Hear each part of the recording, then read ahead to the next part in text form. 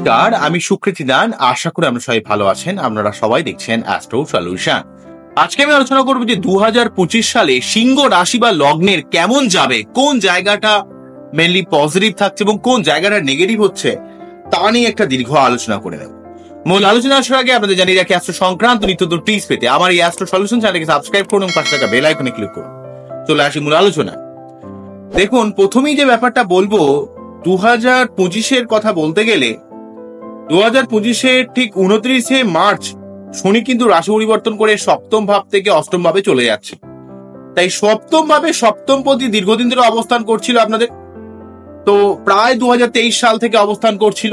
তো এখানে 2025-এর 29শে মার্চ কিন্তু রাশি পরিবর্তন করে শনি কিন্তু সপ্তম ভাব থেকে অর্থাৎ সিংহ রাশি সপ্তম ভাবে অর্থাৎ কুম্ভ রাশির ঘর থেকে রাশি পরিবর্তন করে পরবর্তী রাশি মীন রাশিতে অষ্টম ভাবে চলে যাওয়ার জন্য আপনাদের ক্ষেত্রে কিন্তু ঢাইয়া শুরু হয়ে যাবে। তাই আপনার শরীর মন মানসিকতার মধ্যে একটু চাপ, আপনার ক্ষেত্রে কিছুটা হাড়ে ব্যথা, কোমরে ব্যথা, গাঁটে ব্যথা, এই ধরনের একটু সমস্যা কিন্তু ক্রিয়েট করতে পারে 29শে মার্চের পর থেকে। এবং আপনার লাইফ পার্টনারের শরীর স্বাস্থ্যের ব্যাপারে যত্নশীল হতে হবে, বৈবাহিক সম্পর্কের ব্যাপারে আপনাকে কিন্তু যত্নশীল হতে হবে। তবে সপ্তম ভাবে শনি থেকে কিন্তু আপনার জীবনের গঠনমূলক উন্নতি, যতদিন ধরে সপ্তম ভাবে শনি রয়েছে, আপনার জীবনে বৈবাহিক লাইফের যে ডিস্টারবেন্স চলছিল সেটাকে অনেকটা বাঁচানোর চেষ্টা করছে এবং সেই সঙ্গে কিন্তু আপনি গঠনমূলক কাজে অনেক উন্নতি কিন্তু পাচ্ছিলেন। কিন্তু এইখানে 29শে মার্চ 29শে মার্চ থেকে কিন্তু শনি রাশি পরিবর্তন করে অষ্টম ভাবে চলে যাওয়ার জন্য হাড়ে ব্যথা, কোমরে ব্যথা, গাঁটে ব্যথা এবং বিভিন্ন ধরনের আইনি সমস্যা আসতে পারে। এই ব্যাপারে আপনাকে একটু সাবধান হতে হবে।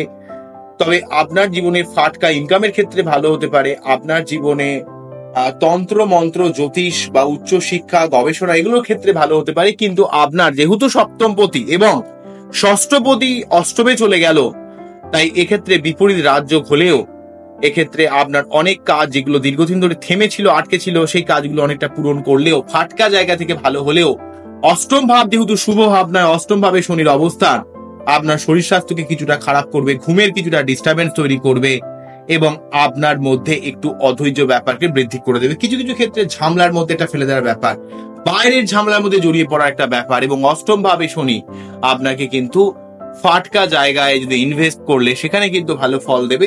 কিন্তু অষ্টম ভাবে শনি কিন্তু আপনাকে কিছুটা শরীর টরীর খারাপ, বিশেষ করে হাড় সংক্রান্ত বা দাঁত সংক্রান্ত ব্যাপারে কিছুটা সমস্যা ক্রিয়েট করতে পারে।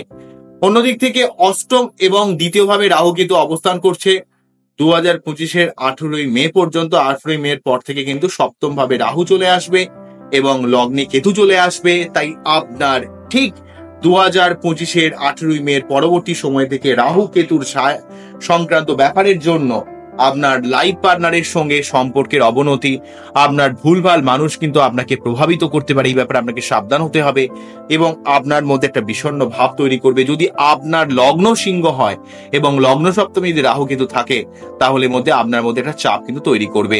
তবে লগ্ন সপ্তমে রাহু কেতু আপনার কিন্তু পাবলিক ডিলিংস, আপনার লাইফ পার্টনারের শরীর স্বাস্থ্যের ব্যাপারে যত্নশীল হতে হবে। তার দিক থেকে কোনো রকম আপনার সমস্যা হতে দিলে কিন্তু হবে না। এবং সেই সঙ্গে আপনার মন মানসিকতার মধ্যে একটু বিষণ্ণতা, ভালো না লাগা, অস্থিরতা এগুলো কিন্তু ব্যাপার ক্রিয়েট করবে।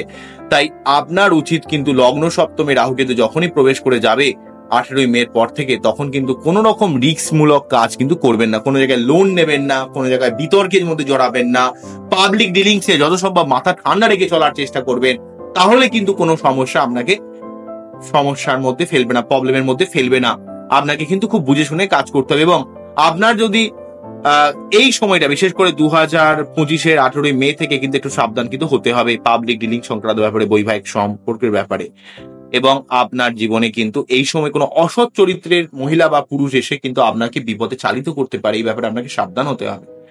এবং আপনার লগ্নের বা রাশির উপর কেতুর অবস্থান করে আপনার মন মানসিকতার মধ্যে একটা মাঝে মাঝে বিতৃষ্ণা, ভালো না লাগার ব্যাপার কিন্তু তৈরি করবে, একটু অস্থিরতা, খিটখিটে মেন্টালিটি তৈরি করবে। এই ব্যাপারগুলোকে নেগেটিভ থাকলেও আপনার এই মুহূর্তে বৃহস্পতিদেব কিন্তু দশম ভাবে রয়েছে, দশম ভাবে থাকবে হচ্ছে 14ই মে 2025 পর্যন্ত। 14ই মে পর থেকে কিন্তু বৃহস্পতিদেব রাশি পরিবর্তন করে তার পরবর্তী রাশি অর্থাৎ এখানে বৃষ রাশি থেকে মিথুন রাশিতে তথা আপনাদের দশম ভাব থেকে একাদশ ভাবে প্রবেশ করার জন্য আপনার জীবনে আর্থিক দিক থেকে অনেকটা হেল্প করবে।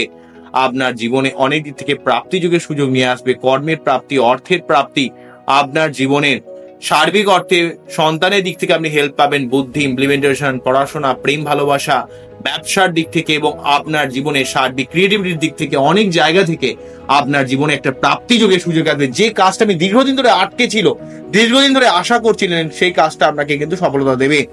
সিংহ রাশি বা লগ্নের ক্ষেত্রে যেহেতু এক্ষেত্রে একাদশ ভাবে বৃহস্পতিদেব অবস্থান করছে এবং বৃহস্পতিদেবের তার নবম দৃষ্টি যেহেতু আপনাদের এইখানে সপ্তম ভাবে রাহুর উপর ফেলবে, তাই রাহু পুরোপুরি ভাবে নেগেটিভ প্রভাব কিন্তু দিতে পারবে না, সেখানেও কিন্তু অনেকটা গার্ড দেওয়ার চেষ্টা করবে। আমি ডিটেলসে পরবর্তীকালে আরো ভিডিও করে দেবো এবং আরো ডিটেলসে আলোচনা করার চেষ্টা করবো। তবে আরেকটা কথা বলে রাখি, 2025 সাল 2+0+2+5, 2025 সাল মানে 9 সংখ্যা, আর 9 সংখ্যা মানে মঙ্গলের সংখ্যা, এবং এই মঙ্গল হচ্ছে সিংহ রাশি বা লগ্নের ক্ষেত্রে হচ্ছে নবম পতি এবং চতুর্থ পতি। তাই এই সময় ভাগ্যের উন্নতি, এই বছরে 2025 সালে আপনার ভাগ্যের উন্নতি, কর্মের উন্নতি, আপনার নতুন কোনো বাড়ি করা, গৃহ লাভ, আপনার ফ্ল্যাট করা, আপনার পারিবারিক সুখ স্বাচ্ছন্দ্যের দিক থেকে নিউমারোলজি অর্থাৎ সংখ্যাতত্ত্বের বিচারে আপনাকে কিন্তু সর্বাত্মক শুভ ফল দেবে সংখ্যাতত্ত্বের বিচার থেকে বলা যেতে পারে। কেননা এখানে সিংহ রাশি বা লগ্নের ক্ষেত্রে আপনাদের এই মঙ্গল কিন্তু নবম ভাবকে হোল্ড করে এবং সেই সঙ্গে যেহেতু চতুর্থ ভাবকে হোল্ড করে, তাই পরিবার, আপনার মা, আপনার পরিবারের মেম্বার এবং আপনার পারিবারিক সুখ স্বাচ্ছন্দ্য, ভাগ্য, কর্ম, আপনার নতুন কোনো সম্পত্তি, বাড়ি ঘর, পারিবারিক শান্তি, পারিবারিক অশান্তি দূরীভূত করা, শারীরিক ঝামেলাকে নির্মূল করার ব্যাপার কিন্তু তৈরি করবে। যেহেতু এক্ষেত্রে এখানে আপনার এই টোটাল বছরটা 9 সংখ্যার বছর, সেক্ষেত্রে সিংহ রাশি বা লগ্ন এই দিক থেকে হেল্প পাচ্ছে।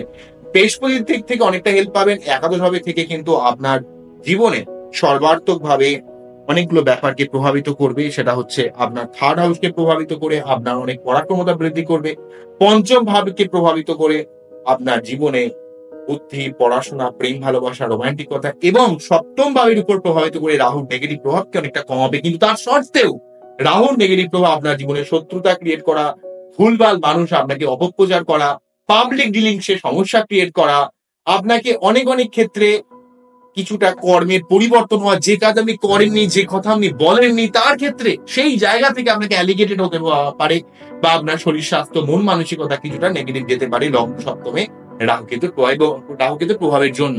তবে লগ্ন হলে সব থেকে বেশি নেগেটিভ যাবে। লগ্ন থেকে যদি আপনার লগ্নে এই রাহুকেতু থাকে তাহলে প্রবলেমটা বেশি যাবে। রাশি হলে কিন্তু মেন্টালিটির লেভেলে প্রবলেম যাবে রাহুকেতু লগ্ন সপ্তমে অবস্থায়, এবং সেই সঙ্গে অষ্টম ভাবে শনি এখানে কিন্তু আপনার টাইগার একটা প্রভাব কিন্তু দেবে। তবে বৃহস্পতিদেব কিন্তু আপনাকে সর্বাত্মক গার্ড দিয়ে যাচ্ছে। বৃহস্পতিদেবের এই অবস্থান আপনাকে অনেকটাই গার্ড দিচ্ছে। তবে হ্যাঁ, এখানে রাহু কিন্তু অষ্টম ভাব থেকে সপ্তম ভাবে প্রবেশ করে গেছে। অষ্টম ভাবে যে ঝামেলা, যে আপনাকে টোটালি 2023 অক্টোবর থেকে 2025 8 মে পর্যন্ত যে ঝামেলার মধ্যে মাঝে মাঝে পড়ে যাচ্ছিলেন, সেই ঝামেলা থেকে বার করে নিয়ে আসবে। আইনি ঝামেলা, যে কোনো রকমের ঝামেলা, বাইরের বাঁশ যেটা আপনার কাছে চলে আসছিল, সেই বাঁশগুলো কিন্তু উড়ন্ত বাঁশ, যেগুলো আপনি বাইরের সমস্যাগুলো ঘরে নিয়ে চলে আসছিলেন, সেই সমস্যাটা কেটে যাবে।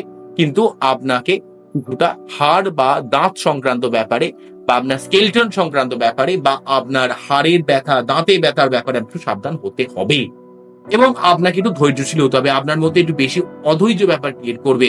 সেই জন্য প্রতি শনিবার নিরামিষ খেয়ে শনি মন্দিরে পুজো দিতে হবে। এবং যদি আপনার পাবলিক ডিলিং সংক্রান্ত সমস্যা থাকে সিংহ রাশি বা লগ্নের, তাহলে কিন্তু আপনাকে অবশ্যই কিন্তু রাহুর মন্ত্র পাঠ করতে হবে। আর যদি শরীর সংক্রান্ত সমস্যা হয় তাহলে কিন্তু কেতুর মন্ত্র পাঠ করতে হবে। সিংহ রাশি বা লগ্নের মানুষেরা কিন্তু অনেক ভালো মানুষ, তারা অনেক মানুষকে হেল্প করে, তাদের মধ্যে লিডারশিপ ক্ষমতা রয়েছে।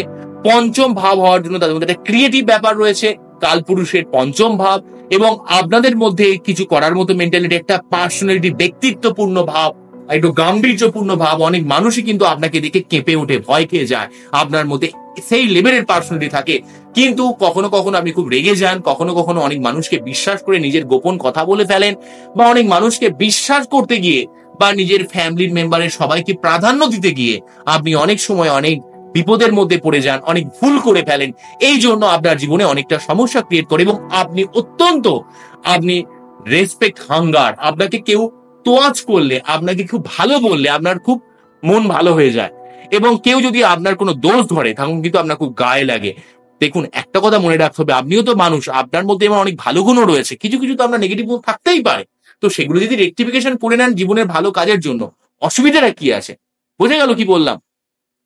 তো এই হলো ওভারঅল ব্যাপার। আমার এই অনুষ্ঠানটিকে আপনাদের কতটা ভালো লাগলো, কতটা বুঝতে পারলেন, কতটা আপনার একটা কাজে এলো বলে মনে হলো, সেটা কিন্তু অবশ্যই আমাকে জানাবেন। কেননা সিংহ রাশি বা লগ্নের মানুষের জীবনে কিন্তু অনেক কিছু তৈরি করতে পারে। তারা জীবনে প্রচুর কষ্ট, প্রচুর স্ট্রাগল, প্রচুর প্রতিবন্ধকতা ফিল করেও তাদের মধ্যে একটা উচ্চ মন মানসিকতা থাকে এবং তারা জীবনে বড় কিছু করতে চায়। আমি অনেক সিংহ রাশি বা লগ্নের মানুষকে দেখেছি, তারা জীবনে অনেক কষ্ট করেছে, কিন্তু তারা জীবনে তাদের মন যেন একটা বাচ্চার মতো, শিশুর মতো, এবং তারা জীবনে অনেক কিছু করতে পেরেছে। তাদের মধ্যে একটা কিছু গঠন করা, যে কিছু করে যাব আমি আমার ফ্যামিলির জন্য, এবং তারা কিন্তু খুব ভালো একজন গার্জেন হয়। তারা কিন্তু তার সন্তানকে সঠিক শিক্ষা দিয়ে মানুষ করার মতো ক্ষমতা রাখে। তাদের মধ্যে অনেক দূরদর্শিতা থাকে, কিন্তু তাদের মধ্যে একটু ইগো, একটু লিডারশিপ ব্যাপার, একটু রেগে যাওয়ার ব্যাপার, এগুলো তাদেরকে কিন্তু খুব সমস্যার মধ্যে ফেলে মাঝে মাঝে। ঠিক আছে, একটু ডমিনেটিং মেন্টালিটি, এই ব্যাপারগুলোর জন্য অনেক সময় অনেক মানুষ তাদেরকে সহ্য করতে পারে না। এই ব্যাপারটা সিংহ রাশি বা লগ্নের ক্ষেত্রে দেখবো। ওভারঅল ভাবে কথাটা বললাম, এই অনুষ্ঠানটিকে ওভারঅল ভাবে আপনাদের একটু অবগত করার চেষ্টা করলাম। পরবর্তীকালে 2025 সালের সার্বিক দিকের চুলছেরা বিশ্লেষণ করব, একদম আপনার নক্ষত্র সংক্রান্ত ব্যাপার নিয়েও কথা বলবো। আপনারা দেখতে থাকুন, অ্যাস্ট্রো সলিউশনের পর্দায় চোখ রাখুন। নমস্কার, থ্যাংক ইউ। আর যদি কোনো রকম আপনাদের কোনো জিজ্ঞাসা থাকে অবশ্যই আমাকে কমেন্ট সেকশনে জানাবেন। আবার দেখা হবে নতুন কোনো ভিডিও নিয়ে। নমস্কার।